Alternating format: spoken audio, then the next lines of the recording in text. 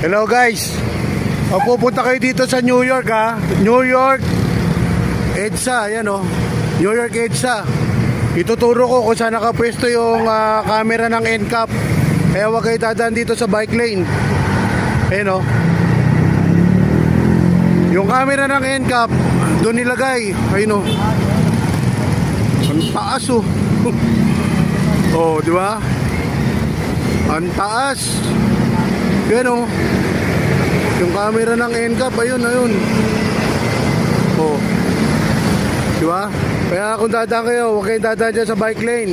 Sapul na sapul kayo dyan. Ayun yung camera ng NCAP oh. Oh, di ba? Oh. Oh, dito yan ha. New York, corner EDSA. Southbound. Ayan.